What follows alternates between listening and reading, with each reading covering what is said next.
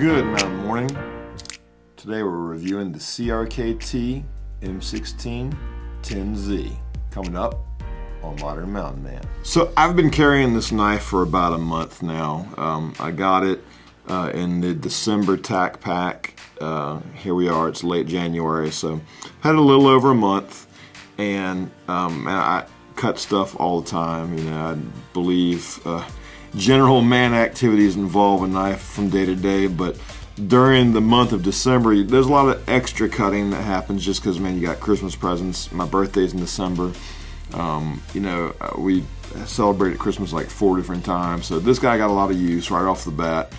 You know, I did some hunting, various other things, just at work, using it to cut stuff. So this has seen a decent amount of action within 1 month. Normally I wouldn't review a knife so soon, but I've already got some formed thoughts just in that short time period.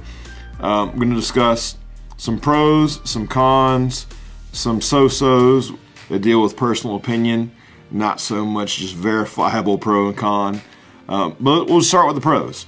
Alright, so first things first, I like that it's a flipper. The flipper works well. I've had no problem with flipping. Like sometimes cheaper Chinese made, which this one happens to be a China knife, sometimes you'll flip and it'll just kind of like get stuck, you know. But this one, as long as I gave it a decent amount of inertia from my finger, it always flipped wide open for me. So flipper, I'm going to say that's a pro. Another thing is, a pro, this thing arrived sharp. Now, for me, the bigger thing that I'm concerned with is, does it stay sharp? But bare minimum, a knife needs to at least arrive sharp. I mean, given the proper sharpening, you can sharpen anything. You can sharpen a piece of plastic to be super sharp. And so bare minimum, it needs to arrive sharp. This one arrived super sharp. I mean, it was cutting through packages and various things that I was cutting, like a knife through hot butter. I did the typical hold this piece of paper out and shave it thing. Pulled my sleeve back, shaved my arm hair, shaved it just clean, so it arrived sharp. So that was important. Another pro just about general design of this, when I very first got it, I held it up and I compared it to the Shuffle the Shuffle 2 that I was carrying at the time, and closed, they're the same length with the overall length closed, because the Shuffle 2, although it's shorter blade, it has other features on the outside. So one of the things to me for this one as a pro was, for overall closed length, I like the length of blade you have to work with there. So that would be a pro. I mean, this one in its closed length is small enough that depending on the pair of jeans you're wearing, this could be a 5th pocket option. If you guys don't know, 5th pocket knife, it's not the number 5 pocket knife you're wearing that day. It's, you've got 5 pockets in your jeans, 2 in the front, 2 in the back, and 1 little pocket in your front right pocket. Some of my jeans, this one works as a 5th pocket knife. Some of these ones I'm just, you know, pocket clipping it. Pocket clip works great. I hadn't had any problems with that so far, which, you know, I've worn knives before on the pocket clip that definitely the was not adequate, and this one's working out well for me. So those are my pros. Now I'm going to list some of my so-sos. All right, so these are things that are personal preference, things that you may prefer, may not prefer. First thing, I'm just saying that the blade profile is a Tonto. I kind of like Tontos. I kind of don't like Tontos. I found some applications where the 2 edges meet here, where that little point is, that second point. There are some actual cool applications for that little point there, as far as slightly cutting something with it. But could you do the same with your point? Maybe, but it's just really, it's easier to do it with that Tonto point. But other than that, a Tonto is mainly for tactical appearances, the look. I can tell you from owning other Tontos, that you have to learn a new sharpening technique. It's not just one smooth belly blade or a flat blade. It's actually, you got to think of it as 2 separate edges that just happen to meet each other. So that's, like I said, that's a so-so. That's neither a verifiable pro or a con. That's personal opinion. Another so-so for me is these serrations right here. if you're using the entirety of your blade to cut something, and all of a sudden you hit that serration, it just can make a jagged cut. Mine, I found when I was using my blade to cut something, I was catching the serration and it just getting stuck, and I found that to be a little bit annoying.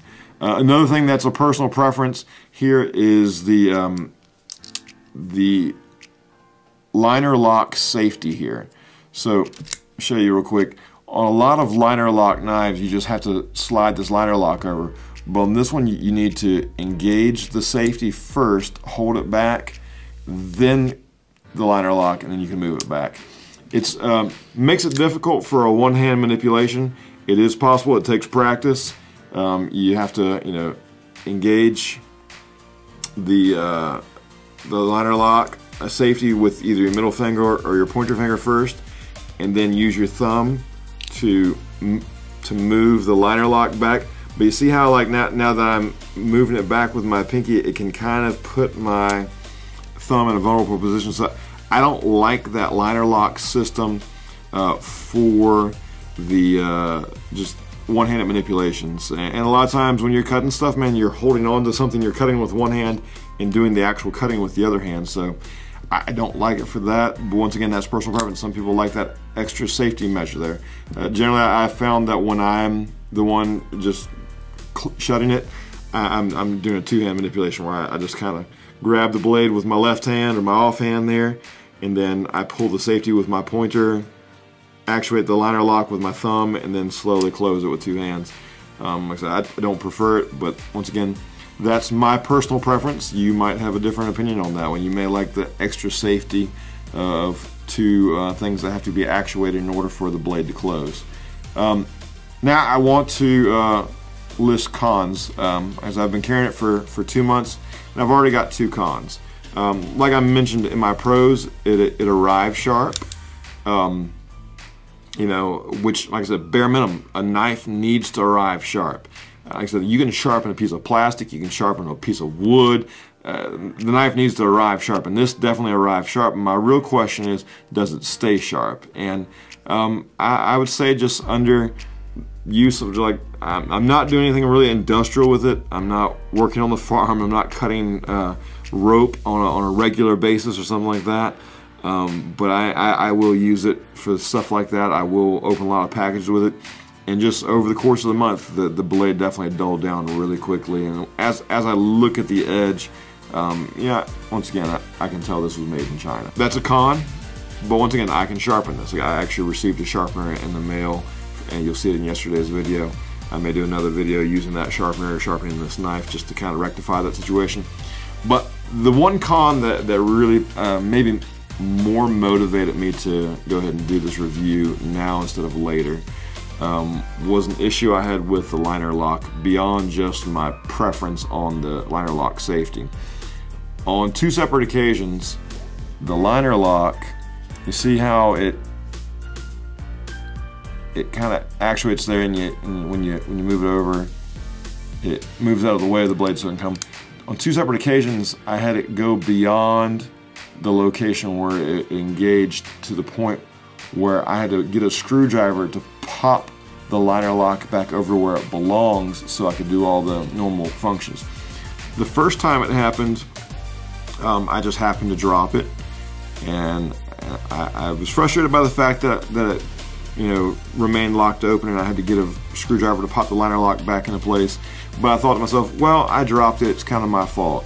Well, the next time now, I was cutting a nylon rope, and the torque of me holding the nylon rope in one hand and pushing against it with the blade until it cut, because remember, this thing dulled down.